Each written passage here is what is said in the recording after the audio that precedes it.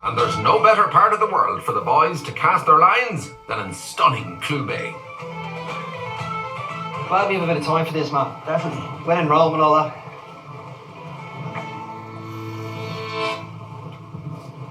This is like the good old days, you know?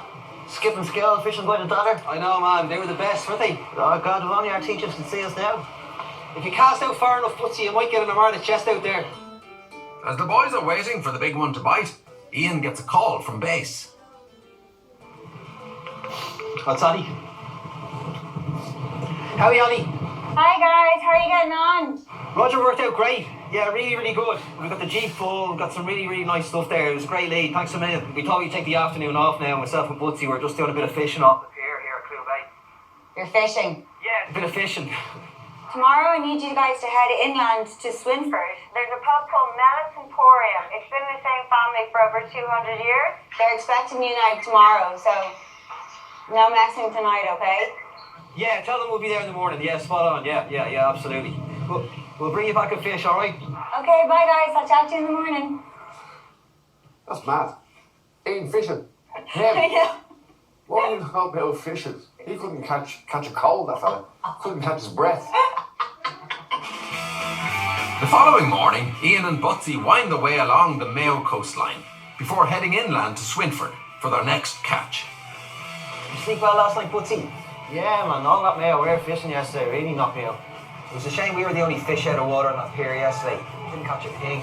I think it was your fault. I think you're unlucky. What are you talking about? I'm a lucky charm. Swinford, home to Mellott's Emporium. Joe and Marie Mellott are the 6th and 7th generation to run the business. Founded in 1797, this one-stop shop has served Swinford as a pub, grocers, travel agent, auctioneers and funeral directors. A potential goldmine for Ian and Butsy. Hey there, how's it going? How are you? Hi. Ali sent us. I'm Joe. Joe, Very welcome to you. Thanks a We're million. delighted to have you here and tell you the story of Mellott's Emporium. Ali told us it's been in the family for 200 years. Are you the oldest pub in the town? Probably one of the oldest pubs in Ireland that's in the one family. Yeah. If these stones could talk, they would tell the real story of what happened here over the years. Just remember, this was here at the time of the famine and that. Well, the walls are certainly talking to me, I have to say. There's some nice bits and pieces around here, and I'd love to have a good old rummage and have a chat with you about some of them. As soon as I heard this pub has been in the same family for over 200 years, it made me a little bit excited about what was to be found here. There's obviously a huge amount of history between these walls, and there's guaranteed to be treasure here. What's this, Joe, over here in the window? Guinness at the time, who were the main suppliers of stout, they only started bottling in about maybe the late 50s or so, early 60s. Before that, each pub had to bottle their own Guinness. You have to suck the nozzle like this. Right. Get it going, and then it started filling. Many people who are still alive tell me that they remember working for my ancestors there, and they used to love this job. Yeah. And they were only maybe 10 or 12 years of age. That was their first shot of Guinness. Yeah. And they never looked back. What do you think? Is it something that really It's a interests count you? piece, yeah. Would you take €100 for it? No. Okay, if you won't take 100, what kind of money are we talking? I'd be looking for around 500 for it. 500, okay. Well, look, we're too far apart on this one, but look, there's plenty more to chat about here. Can I talk to you about this parcels and private hire coaches? And of course, the parcel side of it there, well, that would not be unlike the courier services of today. That was a typical drop-off point for collecting and delivering. And of course, the private coaches, it went hand in hand. It's probably 80 years old or so, you know. So 150 is what I'd offer for that one, if that would... I would let it go for 250. 250. 180 would be my max on that now. Make it 190 and we'll have a deal. I've tried to buy a few items now already. It's proven a little bit tricky. Okay. We can throw in the dog's bone with it if you want. That's hanging up there, but... Right, okay, I'll take the dog's bone as well. For Right, 190. okay. 190, Okay. Well done. Yeah. For a pub like this, if you want to give it that old atmosphere, you stick up old advertising, and that's why these enamel signs sell really, really well. I'll be selling this sign at retail $375, and the bone is going to go to Max back in Mulligan's. Ian has an expert eye when it comes to old signage, and his clients queuing up for antique enamel. What's the story with this one? Well, it's an original Automobile Association sign. Obviously, the hotel would only get that sign because it was endorsed by the AA. It was like a vote of confidence in the hotel there. A big seal of approval, yeah. Right, well look, would you take 250 for this? I'd want 300, really. I think we can meet you halfway, you know. Halfway, Yeah. okay. 275. 275. 275. I'd be sticking out, but if Marie says 275, if you're agreeable, we can do a deal on it. Okay. Yeah, I know that. Let's shake on 275, so Okay. that's a deal. Not only is this sign rare and in beautiful condition and double-sided, but this has fantastic provenance. I got that for 275. I'll be selling this for 750. What about this? Double diamond, yeah. Well, of course, that will be the original Guinness. That's a fabulous one when it's lit up there. And Marie, would you like to sell it there? Kind of, you know. I don't know, Ian, the price has to be very right. Yeah. That's there Yeah. a long time. I mean, I've actually got double trouble here. If I get past Joe, I've got Marie to contend with. So, I mean, I'm up against it. What would 125 do it? 140 buys it, if that's okay with you, is it? Really? I'll tell you what, I'll do 150 on it. Yeah, Does that, okay, does that yeah, sound? That's right. Right, happy days. Well, Thanks a thanks a million. million. Thank you, Marie. Thanks Alright, very no much. problem. Thank you. There's not many of these lights still around. I mean, they're not that durable. They're plastic. They're really collectible when you find them. So they go for big bucks in auctions. As well as pub memorabilia, Joe has a collection of classic cars on display in his very own mini museum. But it's a distinctive piece of Irish legal history that grabs Ian's attention. The Right Honourable, the Lord, the judgment of your petitioners, there is no reason founded in religious, moral or social considerations which renders it necessary or in any degree justifies the prohibition by the civil law of marriage with the sister of a deceased wife. My ears pricked up as soon as I heard dead wife's sister. Straight away I knew this was going to be something interesting. They obviously were petitioned by the two people. Yeah. This is politics at its best. Sure you know, is. it's kind of, yeah. you know, This was a petition to the Dublin Parliament to have the law changed so a man could marry his dead wife's sister. I mean, what a find. Is this for sale, so Joe? Coming up, can Ian convince Joe to part with his prized 19th century petition? And the boys uncover an antique shrouded in secrecy. Geez, Ian, I think you might have solved one of the mysteries of the Freemasons. Shireen's like the Sherlock Holmes of the antique world, you know?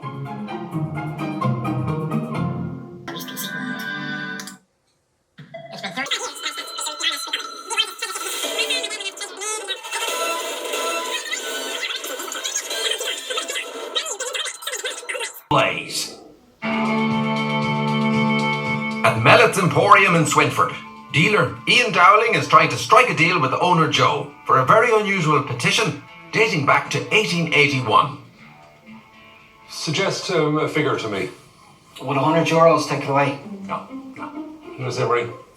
It's about around 180 maybe. Would you be happy with that? Well, I was saying 200, but 180 would swing it. I'm just trying to think what I could sell it for. Would 150 do it?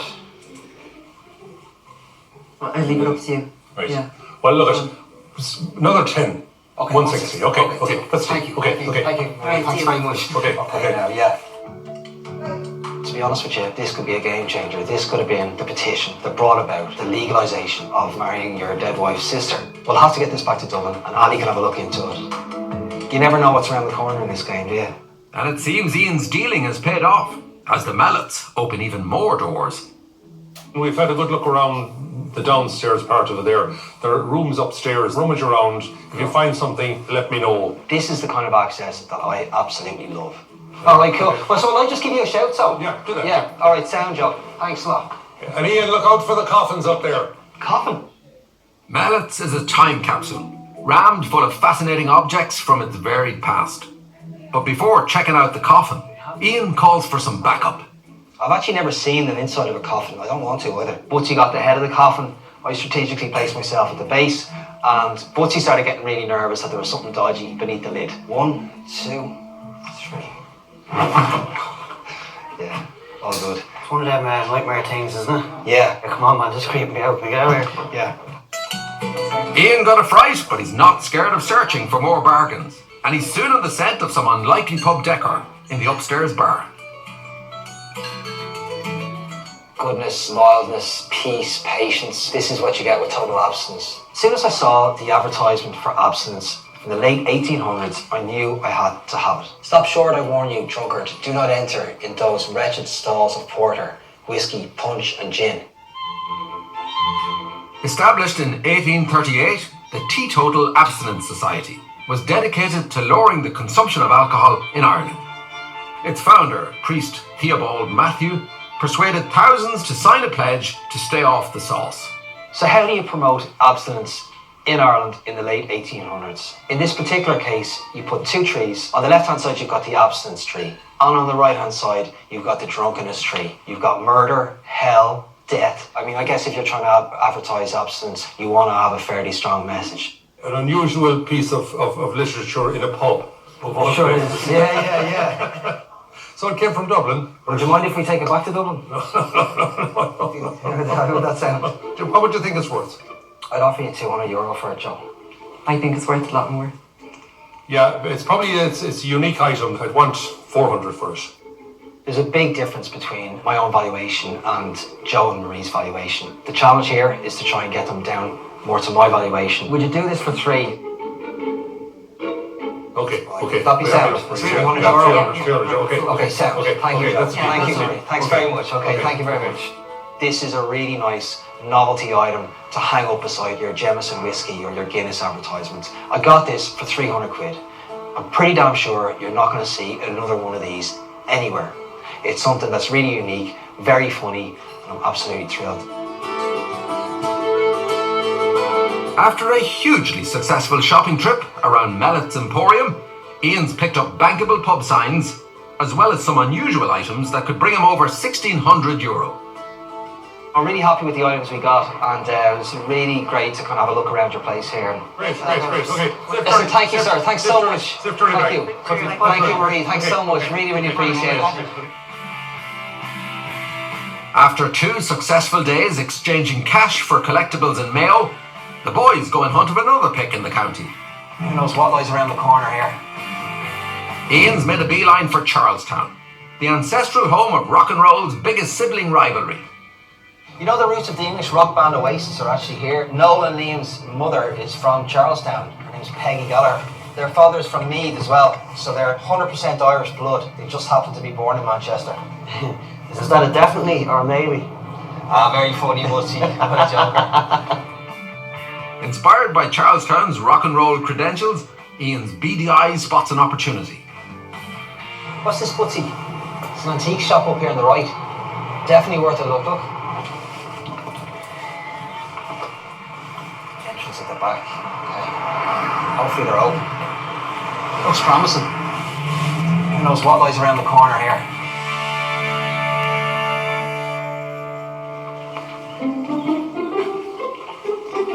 Hello. Hello. How are you? Good now and yourself. My name's Ian. John. This is Mark, also known as Woodsy. Putsy.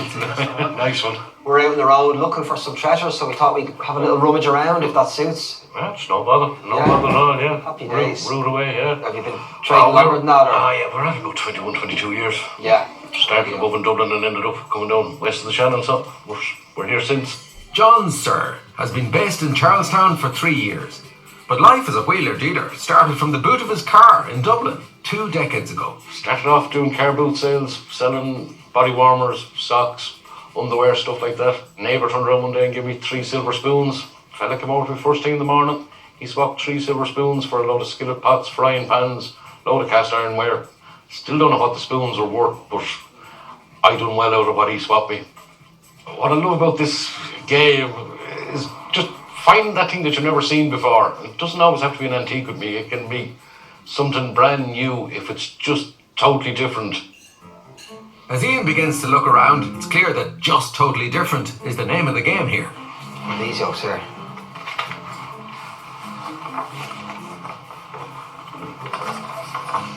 They're different, aren't they? See where they're marked out in yellow and red there? Yellow and orange. What's up with that? Over 80% Protestant area. Oh, right. What was very interesting about these maps is that they were British military maps that were used in Northern Ireland. They were designed to mark out the Protestant and the Catholic parts of Belfast and other parts of the north. This is 1973. This was used by the British Army up the north. This is something you just don't see. The likes of these maps would have been thrown out, disposed of, destroyed, whatever. So to come across them is a real find. How much are the maps? I usually get about €20 each of them. How did you come across them? They appeared in an auction room and nobody else noticed them at all. Can do a good bit of a deal for you on them though. So I'd like to hear. Would you do the 3 for 30? What? Sam? Yeah, no bother. There's 30. I have a number of clients who are interested in all things Irish militaria and political history. I think these are worth at least 100 quid each. These maps will fly out the door. Check these things out over here. It just seems to be a plaster kind of like a Heavy old jokes, aren't they? You wouldn't make money on them things, would you? Ah, you would, man, definitely. All this equestrian stuff is very, very popular, and these will sell like hotcakes. I mean, they're unique, they're handmade, they've got a nice bit of age in them, and they're just a bit different. As soon as I spotted the 2 plaques, I was just drawn to them because equestrian stuff sells really, really well. Are they famous horses, do you know, or? I wouldn't think so. They've both got the lucky number 7 anyway. Yeah. You've got 85 for the pair on them there, is that right? No, it's 85 each. 85 each, is it? Don't be trying to do me over altogether. Alright, okay. Do a bit for you, alright? God loves a try and all that, you know. Yeah. I'd 80 for the pair, that's what I'd be. Oh, Jesus, no. You do 100 for them. Yeah, would you do 90? Leave it. Go on, I will. Yeah? Yeah, leave it tight, but Yeah, go on. alright, No bother. nice one. There you go, there's 90. Lovely. Sound job. Thanks. Thanks a I minute. feel like I've been mugged all day. John was looking for 85 euros each, but I actually managed to get both for 90 euros. They're more than likely going to go to a pub. And to be honest with you, I'd be hoping to get 150 euro per plaque. Ian's cheeky offer has paid off, leaving him with extra cash to spend. John's shop really did have everything. I mean, there was a fur coat just hanging up randomly. I'm going back for your Ellen or Saoirse. Will you try it on for me? I managed to get you in to try it on. They really look like the dude.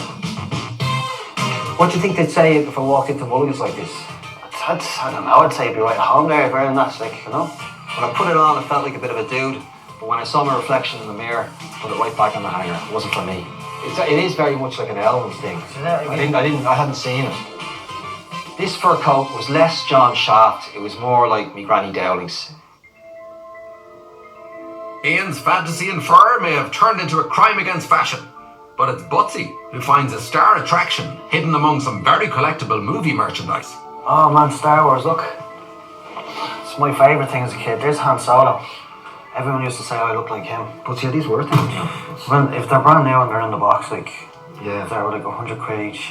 Which is your favourite one? And this one here, because he has the lightsaber on there. and everything, like. Well, if there's any cash left, man, I'll pick you that up on the way back. Oh, yeah, that'd be nice.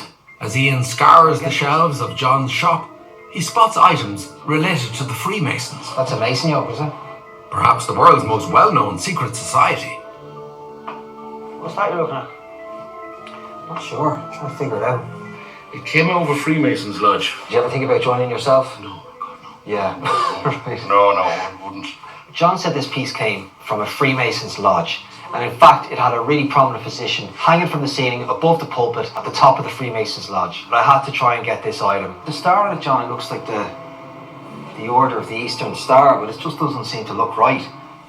The Order of the Eastern Star is based on the teachings of the Bible and has an emblem that symbolises a 5-pronged star pointing directly down towards the manger of the baby Jesus. It looks like the star is upside down. Oh, there, look. Yeah. Nicely spotted, Putsy. Yeah. Here we go. Geez, I think you might have solved one of the mysteries of the Freemasons. Yeah. Shireen's like the Sherlock Holmes of the antique world, you know? Elementary, my dear Watson. Well, would you take 50 quid for it? Oh, God, no. Yeah. Oh, no, I'd fall over. Yeah. Yeah. Coming up, will Ian get his star buy at the right price? And a deal is cut with the barber in Dublin. We say 1,000 for the two. 900.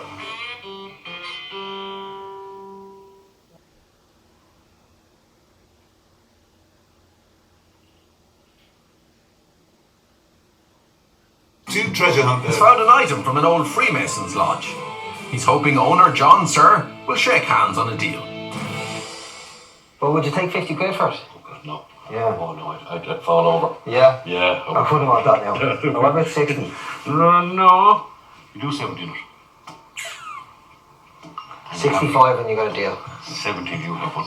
And I think you have a better deal than I have over it. John didn't seem to be prepared to go any lower than 70. He'd already come down quite a lot. So to be honest with you, something had to bridge the gap. I'll tell you what, 70 quid on the Star Wars figure? One. Is that a deal? Yeah, All right. do. No Thank you, bother. John. Right. Fair play. Cheers, man. Cheers. So we threw in the Star Wars figure, we got the deal done, and I got to keep my best mate happy. As Ian continues rummaging his way through John's vast collection, he spots another part of Northern Ireland's history decorating one of the walls. John, can I ask you about this flag here? Yeah, that came down from Derry.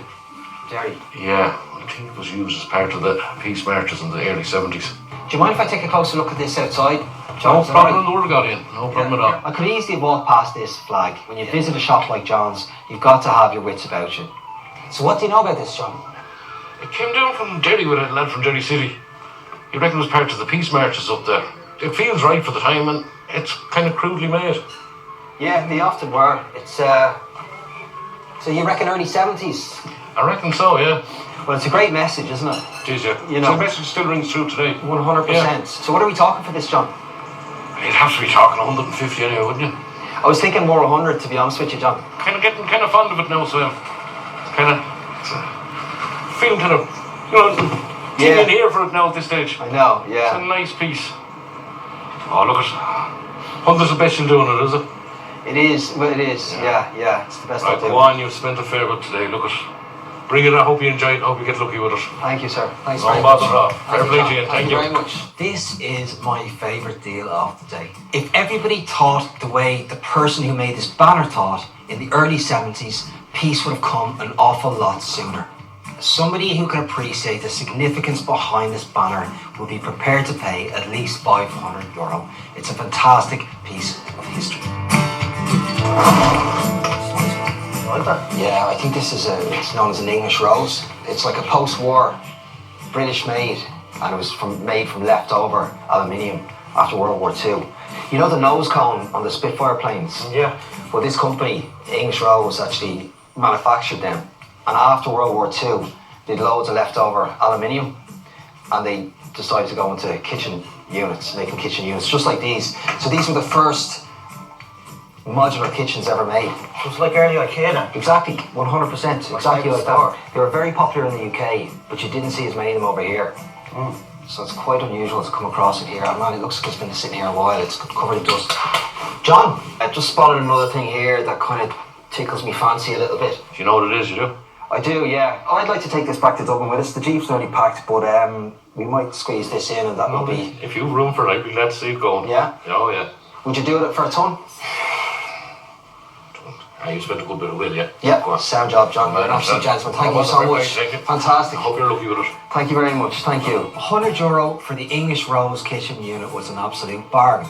I'm going to get that back to Dublin. I'm going to drop it down straight away to a dealer who specialises in mid-century furniture and decorative items. He's going to bite the hand off me for that. I'll sell it at 200 and there'll be plenty of profit left for the dealer in Dublin too. Alright, Putsy, we're all loaded up, yeah? And just one last thing in.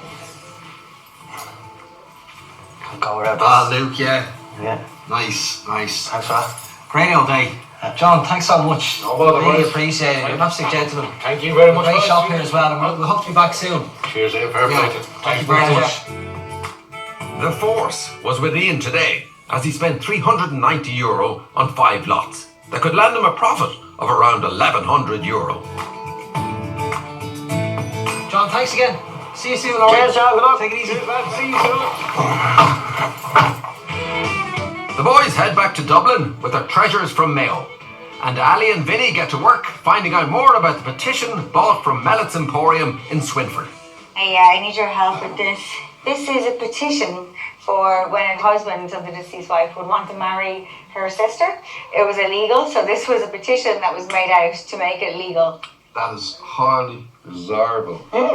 That every marriage of a Roman Catholic with the sister of his deceased wife celebrated with the consent of the authorities of the Roman Catholic Church. Lots of people wanted to marry their dead wife's sisters. Why not? No, they're dead right. Can you peel that off there? I'm just going to look at the back of the scissor behind the document, the petition. Super careful. Oh, wow. Now we see. This is an amazing document. I'm going to look up these names today. I think it's brilliant. Yeah, there has to be something. This is amazing. Great conversation piece unbelievable. for I Bar can't Wall. believe we found that on the back as well. While Ali and Vinny do a bit more investigating, it's time for Ian to deliver the vintage barber's chair he bought in Mulranny for €250 and close the deal with his client Connor in Dublin.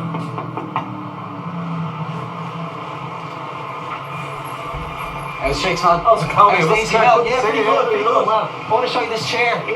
Straight from Mayo. This is From Mayo? Yeah. How's it going? How How are you? Well? amazing. How's things? Yeah, we got it in Clue Bay. Clue Bay? Yeah. How did you get it from Clue Bay? Unbelievable. Sweet. It looks like it belongs there, doesn't It's it? actually got a Yeah. window, huh? The hydraulics are all functional, I'm sure. That's very unusual for a chair that age. Like, I'm always on the lookout for different type of pieces like that, antique barbers chairs. And nothing related to barbering really, you know, like there's some lovely pieces that you can see in some barber shops, some old traditional barber shops. And when Ian sent me a picture of the chair that he had, I definitely knew straight away I wanted to look at that. Awesome. Nice to meet you. Delhi. Thanks, Ian. Connor, delighted. Thanks, man. Thanks very much. Yeah. It's going to take pride of place in Granton Street there. Yeah. For the refurbs front. Connor collects barber's chairs, so to be honest with you, it couldn't have gone to anyone better. He knows his stuff, he knows what he likes, and thankfully he likes this one. And any other bits down there, anything else? One of my favourite bits is a toilet from around 1880, 1890. Okay. So I've never really seen any toilet actually that I was excited about buying. Do you know what I mean? But this was a really nice one. And it was comfortable as well. Really? Yeah, I didn't use it like, because that way I got the name. Yeah, well, have your pictures on now? Yeah, man, I do. Yeah, absolutely. Ideal in there, I think. Now the pictures don't do it justice. It actually looks even more Yeah, no, I love that. beautiful in real life. Oh man, that's class. So, and what is that? That's all part of the bowl. Yeah. But how much are we talking about? Are you going to do me a deal? Pieces here. Like if it was $450 for the chair, we say $1,000 for the two. 900. $950. 925. Come on, man. All right, deal. All right. I'm going to use the tracks on the chair next to me, right? Absolutely. And a haircut too. Somehow I managed to flog him a bob on top of the barber's chair. Bought the pair for 500, sold them for 925, €425 profit. Absolutely delighted. We're only back in Dublin, a couple of hours. Sound. With a healthy profit already in his back pocket, Ian continues to reap the rewards of his Mayo trip. The Derry Peace March banner and British Army zoning maps picked up from John Sir are sold to a collector of Northern Irish political memorabilia from Wisconsin, banking Ian a further return of €860. And Ali and Vinny's investigation into the petition could soon have even more money rolling in. Alright folks, how's things? Ian, how you doing, all right? Yeah, good. What do you think of this? Very cool, interesting. isn't it? Most interesting, yeah. Are you aware that there's actually more stuff in the back of this?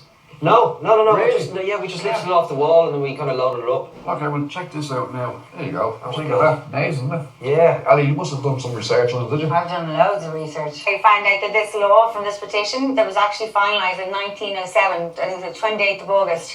So it took 30 years of petitioning to get this law so that Irish men could marry their deceased wife's sisters. If you look at the addresses, these are all like people of notable importance. They're all like Dame Street, Harkin Street, Camden Street. Yeah. So it seems the Irish petition pretty hard for this. Something that we really wanted, Actually, how much did you pay for it? 160. 160? Yeah. That sounds okay. Not bad, is it? What do you hope to get? As a collectible, I was thinking of kind of a couple of hundred, but now with everything that's on the back and what Ali's actually found out about the law, that this could have played a part in changing the law. You know, I think you're talking upwards of 800.